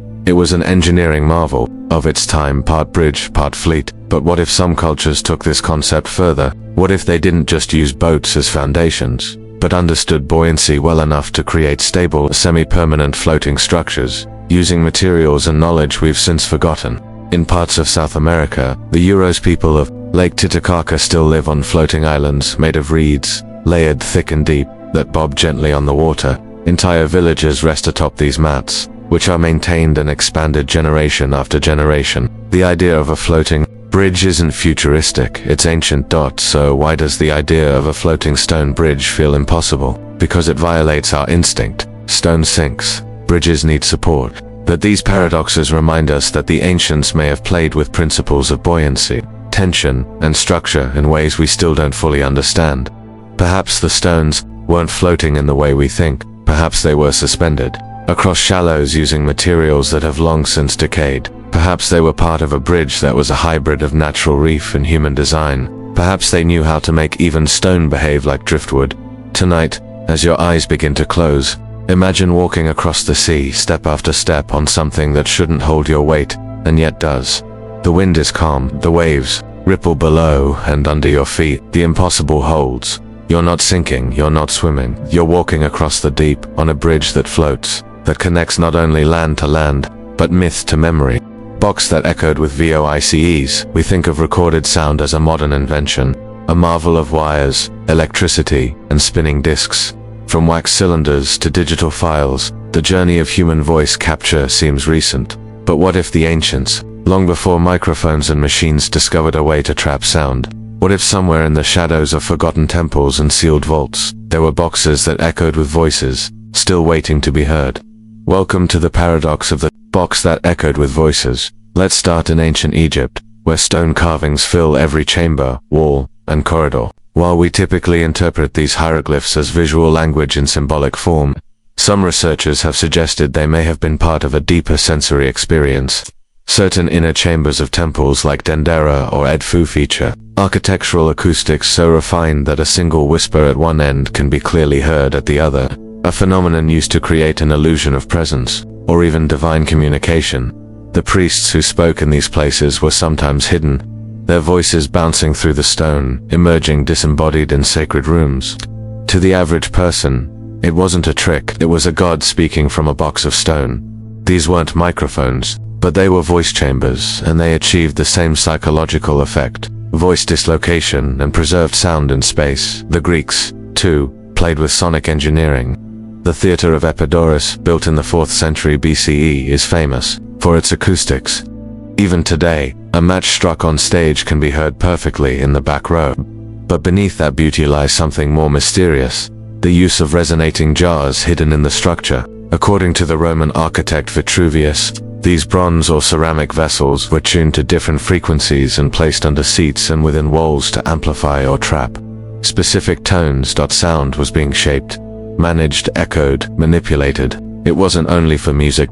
In India, temples like those at Hampi or Thanjavur include pillars and domes that sing, structures that produce specific musical notes when struck. The musical pillars of Vitala Temple, for instance, emit distinct tones depending on where they're touched. The temple, in a sense, is a living instrument. But what if it's more than that? What if it's a storage device, not of objects, but of frequencies? In China, ancient scrolls describe stone drums that held the sounds of the past. These inscriptions speak of voices imprinted in stone, only audible during certain celestial alignments or within specific ritual spaces. Were these poetic metaphors, or memories of sonic artifacts now lost? Consider claypots. In 1960, British scientist Richard G. Woodbridge III proposed that vibrations caused by sound waves could be captured unintentionally by ancient tools, like a stylus carving a pot while someone spoke nearby. He theorized that the grooves on certain pottery shards could be played back using a modern phonograph needle. His idea was met with skepticism, but it sparked interest. What if ancient craftspeople accidentally recorded the ambient sound of their world into clay, pot, a bowl, a box, all shaped while voices danced in the air and trapped in the grooves, a ghost of speech? We haven't yet extracted clear sound from such pottery, but the possibility lingers. Could ancient materials store audio the way stone holds temperature or copper holds charge? And then there are the oracular boxes used in mystery schools, shamanic rituals, and initiation chambers, often carved from wood, bone, or obsidian. These boxes weren't opened, they were listened to. Some had holes or slits, some were sealed and never touched again after the ritual. Descriptions from Tibetan, Mayan, and Druidic traditions all mention containers that vibrated, that spoke when asked the right question. Were these symbolic or early experiments, in resonance chambers, capable of storing and releasing vocal energy under specific conditions? So here's the paradox. If sound is vibration, and vibration can be stored in physical material, then is it possible that the ancients discovered ways to capture moments of voice in ways we still don't understand? Tonight, as your room settles into quiet, imagine opening a carved stone box deep in an ancient ruin. At first, nothing, just air, then a soft hum, a flicker of tone, and finally, a voice, faint, broken, but speaking, from the past, not written, not drawn, heard. Box that echoed with voices and still waits to be heard again. Gate that aligned with the HAV and S gates are symbols of passage between places, between times, between worlds. In ancient architecture, they were never just openings in walls. They were moments in space, thresholds, chosen with intention. But in some ruins scattered across the earth, gates do something far stranger. They align not with roads or rivers, but with the stars. Welcome to the paradox of the gate that aligned with the heavens. Let us begin in the high altitudes of Bolivia. At a windswept plateau known as Tiwanaku, there, amid the ruins of a lost civilization, stands the Gate of the Sun, a single massive stone carved with figures of unknown gods and surrounded by calendar-like glyphs. The gate faces east, and on certain days of the year, the rising sun shines directly through the center of the arch, illuminating specific carvings. This wasn't an accident. The entire site is a marvel of astronomical engineering. Some researchers believe the gate marks the solstices and the equinox, acting as a celestial clock.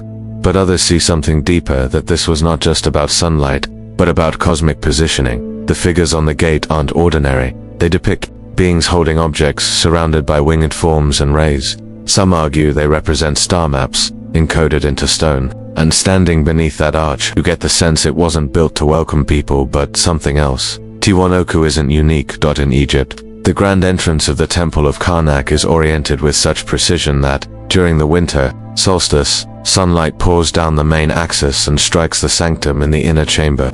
The effect is breathtaking, a golden beam slicing through darkness. But what's more haunting is that this alignment mirrors the heliocal rising of Sirius, the brightest star in the sky and a cornerstone of the Egyptian calendar. To walk through that gate at sunrise was to enter time itself, tethered to the stars. Above. In Cambodia, the gates of Angkor Wat are arranged along a precise east-west axis. But more impressively, scholars have found that the dimensions and layout of the temple correlate to astronomical cycles, including the solar year and lunar phases. Some believe the gate wasn't built to impress a mortal king, but to mirror the heavens, a passage not between cities, but between realms. And Stonehenge, though not a gate in the traditional sense, the monumental trilithons act as an entrance aligned to the summer solstice sunrise. Every June, the sun rises in perfect alignment through the stone passage, marking the longest day of the year and perhaps, for its builders, the day when the sky opened. The pattern repeats across cultures.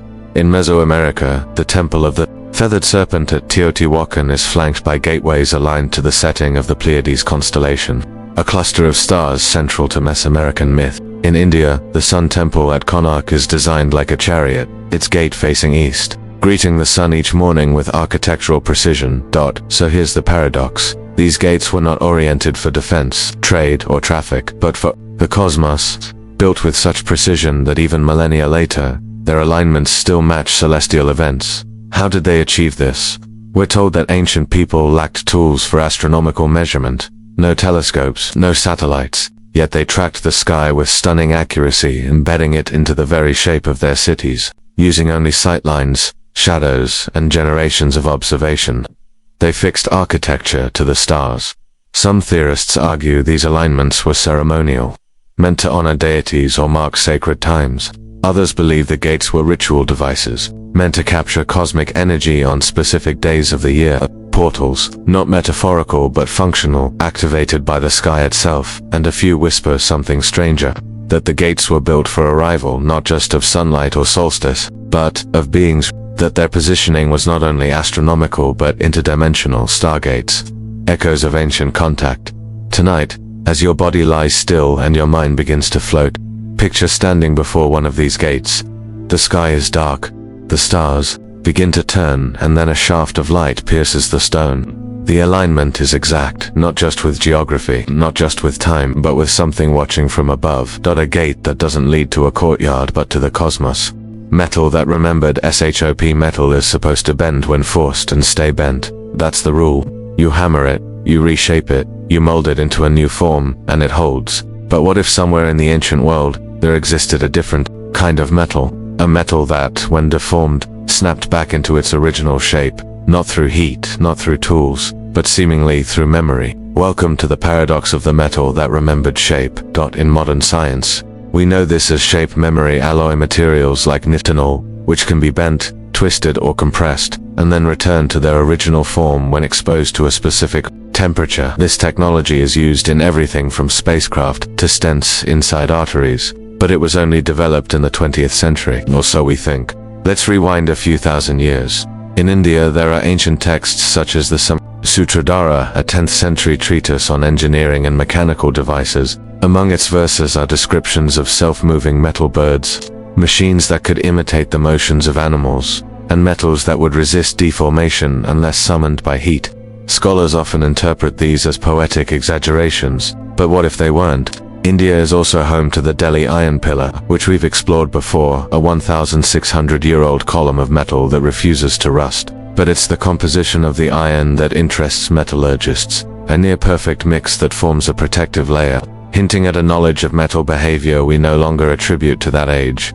Jump across the world to Peru, where artifacts made by the Mocha and Inca show strange metallurgical properties. Some ceremonial blades and ornaments, when deformed, appear to rebound slightly, not fully, but enough to suggest internal tension management. Were these anomalies? Or was there a lost method of treating metals to behave elastically? The people, famous for their desert geoglyphs, also produced metal tools and art. Certain recovered objects exhibit unusually high resilience, made from gold, copper, silver alloys. These weren't just decorative. Some suggest they were functionally reactive, bending slightly and returning, behaving more like modern alloys than soft, malleable metalwork. Then there's the mystery of Damascus steel, a material used in blades famed for their sharpness, flexibility, and swirling patterns. Weapons made from Damascus steel could reportedly bend 90 degrees and spring back without breaking or dulling. Metallurgical studies have shown that these blades contain carbon nanotube structures. Modern science only began identifying in the late 20th century. Did ancient smiths understand the molecular structure of their metals? Probably not in the way we do. But they knew what worked, and more importantly, how to make metal behave in ways we still struggle to replicate consistently. In ancient China, imperial records mention metals used in automata machines made to imitate birds, fish, or human movement. One account describes a metal fish that, when broken, could heal under warm water and swim again. Is this metaphor, or a hint at thermoresponsive materials far earlier than their time? And then there are the stranger stories. In some Native American traditions, elders speak of spirit metal, a silver-like substance that, once shaped, would resist further change unless blessed by the sun. Some skeptics dismiss these tales as mythology, but in the Arctic regions, Inuit legends tell of meteoric iron that healed its cracks when left near fire, and could only be shaped under moonlight. Symbolic, possibly, but the details are eerily close to thermal shape memory activation. So here lies the paradox. Ancient civilizations, with no electron microscopes, no smelting thermometers, and no modern chemistry, may have discovered metals that responded, not just endured. Did they stumble upon the right combinations by accident, alloys forged through repeated ritual and refined by intuition? Or did they inherit this knowledge from a time before the floodwaters of history washed it away? And why do so many of these stories connect metal not with industry, but with life, as if the material wasn't cold and passive, but living, remembering its purpose? Tonight, as you drift deeper into thought, imagine holding a thin band of ancient metal. You twist it, you bend it, it holds for a moment, then quivers, and begins to unfold, straightening gently back into its original arc. It doesn't need heat, it doesn't need tools. It remembers, a metal not forged to obey, but to remember what it was made to be. Time's forgotten, and iron moves forward. That's what we're told. From past to present, from ignorance to enlightenment, from fire to filament to fusion. But when you look closely at the fragments left behind, the stone tools with impossible precision, the blueprints encoded in myth, the metals that shouldn't exist, you begin to see a pattern not of straight lines, but of loops, a rise, a fall, a rediscovery, a forgetting. And then the same questions, asked all over again. What if time doesn't always progress in a line? What if it spirals and what we think of as progress is actually memory reawakened? You've now traveled through 24 paradoxes, 24 glimpses into an ancient world that feels both alien and familiar. Cities that powered themselves, machines that needed no fuel, circuits without wires, chambers that silenced decay, gates that opened to the stars. You've stood beside silent pyramids and floating bridges, peered through glass that saw the unseen, touched stone that hummed with forgotten frequencies. You've seen mirrors that watched back, scrolls that whispered the end, and temples whose stones were tuned to the turning of the sky. And now you're left with a single, echoing question: who built the first engine of time? Was it a metaphor, a cosmic clock, or an actual device, one whose function was not to move machines, but to move eras? Some believe history is a great engine, churning, repeating, grinding forward, but powered by parts that must be forgotten in order to turn. That each time a civilization rediscovers a piece of impossible knowledge, it sets something in motion, and that motion inevitably leads back to the beginning. Perhaps Atlantis wasn't a city, perhaps it was a cycle. Perhaps the builders of Göbekli Tepe, the architects of Teotihuacan, the smiths of Damascus steel, and the engineers of the Antikythera mechanism were not anomalies, but survivors of a previous turn of the wheel. They knew things, they encoded them in temples, stories, alignments, alloys, and shadows, but they also knew the engine cannot run if everyone remembers, so it was buried, not maliciously, not in conspiracy, but in silence. A silence louder than any scream, a forgetting deeper than any grave, because maybe the engine of time, the true engine, doesn't run on steam, or fire, or gears. Maybe it runs on mystery.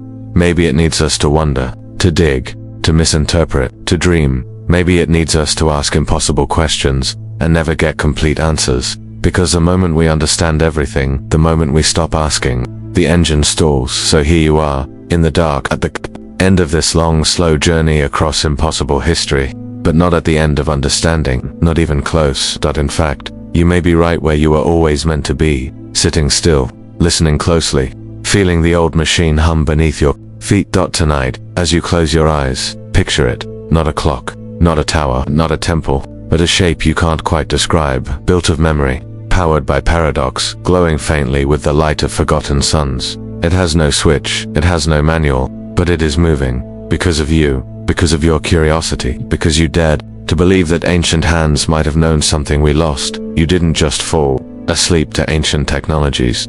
You wound the engine, and now it turns again.